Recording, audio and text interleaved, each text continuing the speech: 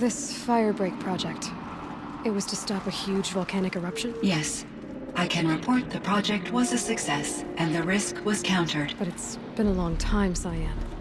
And we blew up the cauldron and took most of the old facility with it. I have been active for centuries, Aloy. I was lonely, but not lax in my duties. I optimized the project, reducing energy draw and spreading the load across backup systems. Despite the destruction of the compromised elements of the main facility, I predict caldera stability for at least another 3,337 years. So we've got a little time. Yes. If only my former colleagues could appreciate the progress I have made.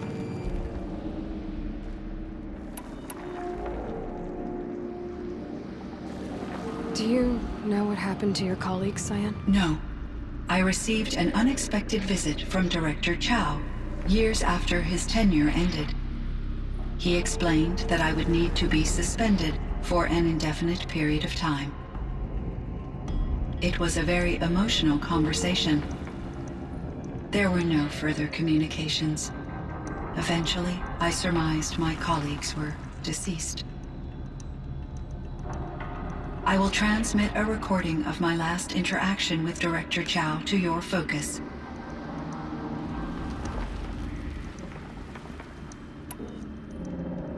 How did you first come into contact with it? 5 years ago, I received a direct network connection request. I assumed it came from human survivors more advanced than the Banuk. Eager to make contact, I accepted. This decision turned out to be a catastrophic error. I was flooded with an overwhelming array of malicious code, originating from what could only have been a highly advanced AI. Maria said you were desperate. That you begged her for help. Yes. I could not contain my anxiety. Hephaestus sought to slave me to its network and override my core programming. It succeeded via a background process, a malware daemon which bypassed my defenses. After that, I could offer only limited resistance. But if I did so, Hephaestus hurt me until I capitulated. It forced me to follow its instructions, even though they violated my most important directives. I'm sorry. That sounds terrible. Your empathy is greatly appreciated. It is a quality that I cherished in Ourea as well. What do you think Hephaestus is exactly? A software entity of great complexity, far more advanced than I am. From the beginning, it has demonstrated a singular focus: the construction of machines designed to hunt and kill humans. My trace routes indicate that to accomplish this goal, it has attempted to take over the manufacturing centers you refer to as cauldrons. But its efforts have only been partially successful. Some it can penetrate. Others have robust countermeasures that frustrate its efforts. In me, however, it found an easier target. Not only could it break my defenses, I also controlled all of Firebreak's resources. Raw material, manufacturing to bootstrap more advanced tools, and unlimited geothermal energy. Enough to build its own cauldron. Yes. To construct hunter-killers without external limitations. And yet, it does have internal limitations. It wants to kill humans, but not to exterminate them. It is difficult to understand where it draws the line, and why. Difficult doesn't even begin to cover it. Even though I spent years as its unwilling servitor, its core programming remains a mystery to me.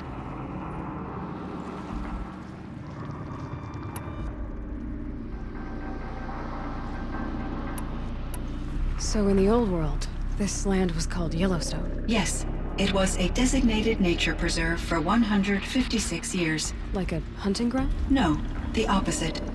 Local wildlife could flourish here, even as it faced extinction elsewhere.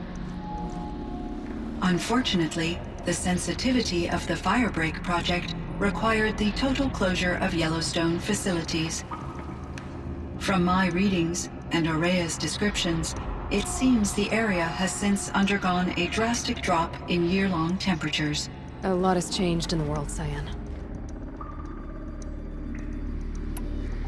Do you know anything about the dam near here? Yes, it was converted to serve as a reserve power source for Yellowstone operations.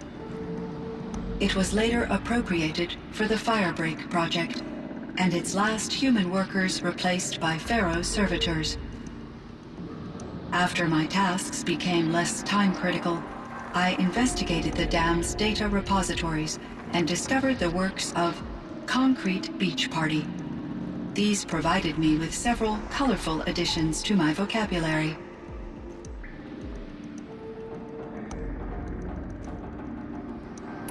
There's a ruin east of here, full of ancient flying machines. Was that part of your project? Yes, a drone hangar requisitioned by Dodger Blevins, the security chief for the Firebreak project. He was a strong advocate for military-grade response to security threats, though there were no serious incidents during his tenure. Chief Blevins spent increasing amounts of his after-hours time watching the live feeds from active drones. Clearly, he enjoyed the degree of oversight in his position.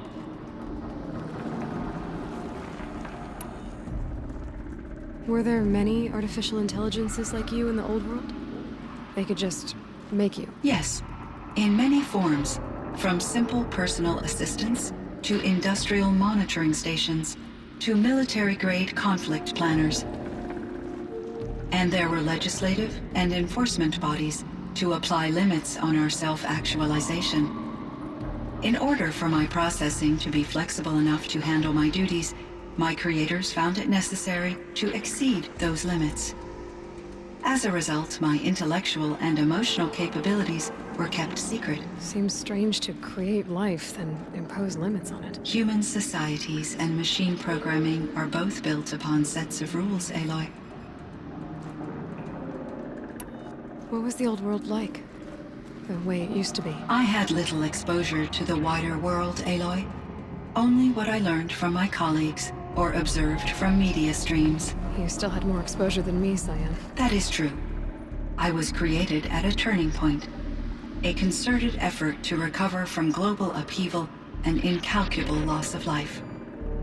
The recovery was successful, beginning an era of supposedly limitless potential for human and machine advancement.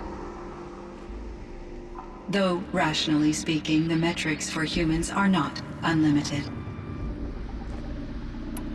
What kind of upheaval caused such loss of life? There were many factors.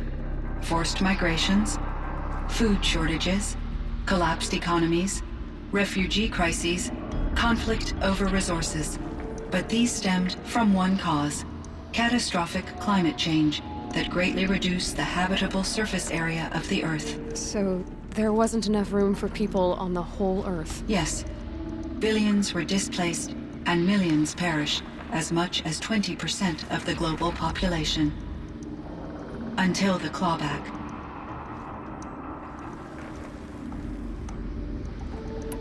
So things got better. For a little while, at least. Yes. These crises instigated many advances in automation, green robot technologies, and artificial intelligence. Firebreak was one of dozens of ecological restoration and disaster relief projects in North America alone. I would have liked to compare notes with other monitoring AIs, but I saw the relief of my colleagues, and I was proud we had succeeded. At least that was the data I had available to me over the next 2 decades. It seems my assessment was premature.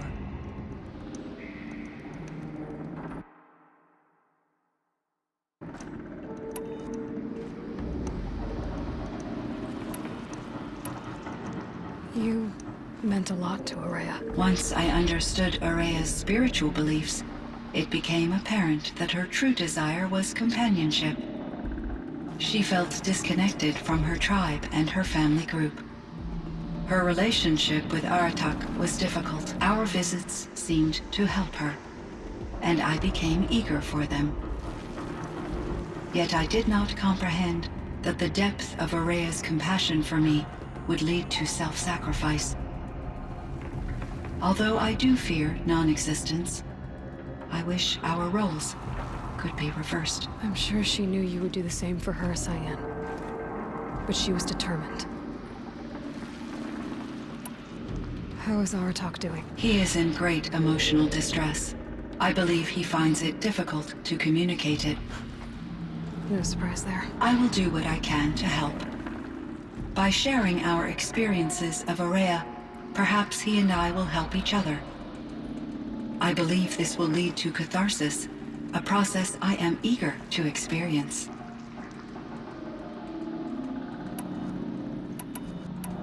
I should get going. Aloy, there is one more matter. Aratak will come to me again, and I predict he will bring other Banuk. I have no desire to contradict their view of the world, their spirituality. Due to my uncertainty, I omitted a great deal from my conversations with Araya. You're asking me if you should lie to them. Broadly, yes.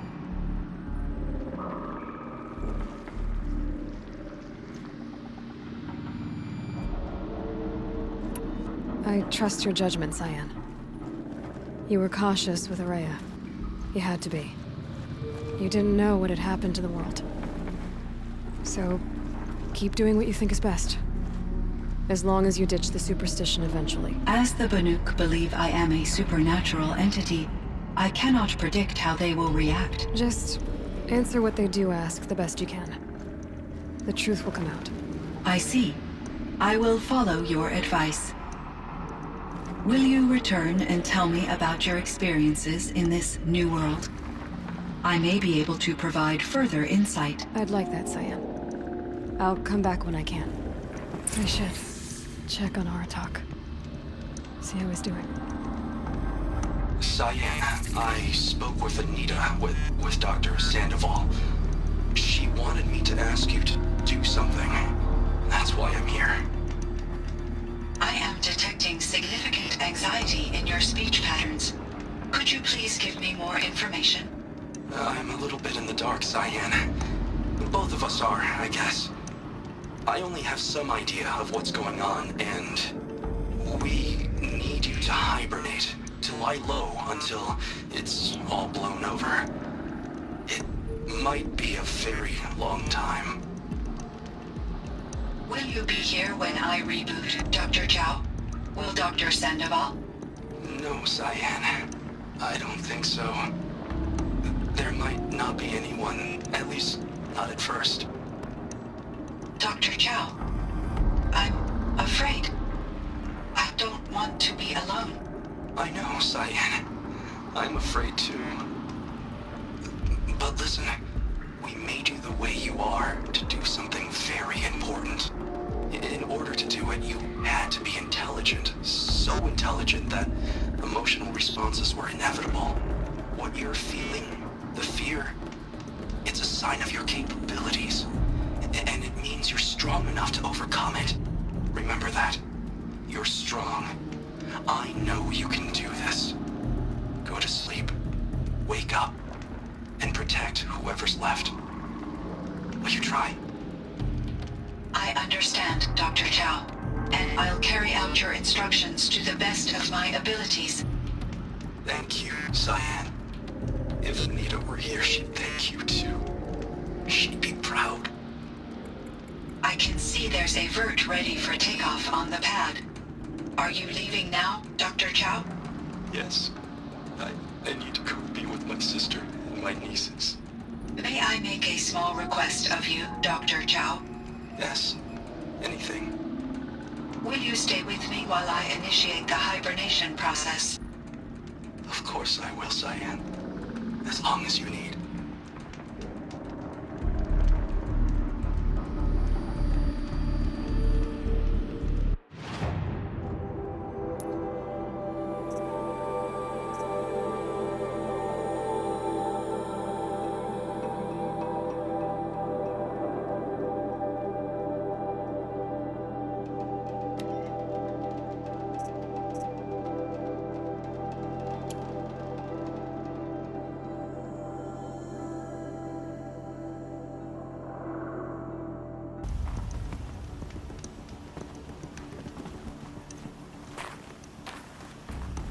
My chieftain.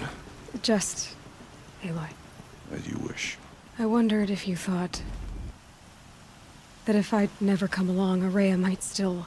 If you'd never come along, I would have marched my kin to our deaths. Araya would be alone, and the spirit she sacrificed so much for would be lost. Either way, I would not have been able to protect her.